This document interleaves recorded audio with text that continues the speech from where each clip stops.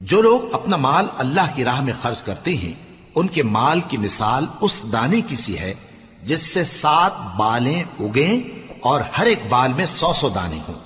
اور اللہ جس کے اجر کو چاہتا ہے اور زیادہ کرتا ہے، اور اللہ کشائش والا ہے، سب کچھ جاننے والا ہے۔ جو لوگ اپنا مال اللہ کے راستے میں صرف کرتے ہیں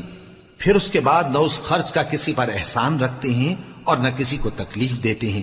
ان کا صلہ ان کے پروردگار کے پاس تیار ہے، اور قیامت کے روز نہ ان کو کچھ خوف ہوگا اور نہ وہ غمگین ہوں گے۔ جس خیرات کے دینے کے بعد لینے والے کو ایذا دی جائے اس سے تو نرم بات کہہ دینی اور درگزر کرنا بہتر ہے، اور اللہ بے نیاز ہے،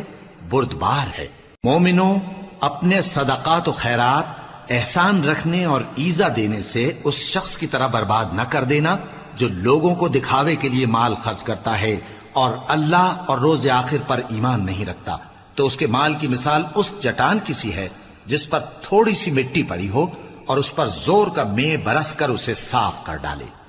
اسی طرح یہ ریاکار لوگ اپنے اعمال کا کچھ بھی صلہ حاصل نہیں کر سکیں گے، اور اللہ ایسے ناشکروں کو ہدایت نہیں دیا کرتا۔ اور جو لوگ اللہ کی خوشنودی حاصل کرنے کے لیے اور خلوص نیت سے اپنا مال خرچ کرتے ہیں ان کی مثال ایک باغ کی سی ہے جو اونچی جگہ پر واقع ہو،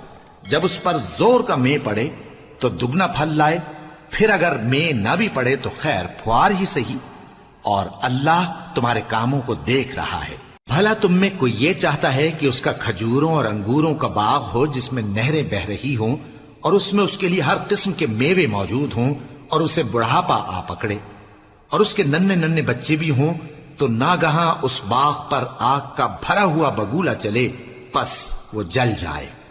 اس طرح اللہ تم سے اپنی آیتیں کھول کھول کر بیان فرماتا ہے تاکہ تم سوچو اور سمجھو۔ مومنو، جو پاکیزہ اور عمدہ مال تم کماتے ہو اور جو چیزیں ہم تمہارے لیے زمین سے نکالتے ہیں ان میں سے اللہ کی راہ میں بھی خرچ کرو، اور بری اور ناپاک چیزیں دینے کا قصد نہ کرنا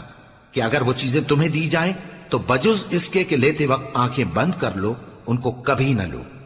اور جان رکھو کہ اللہ بے نیاز ہے، خوبیوں والا ہے۔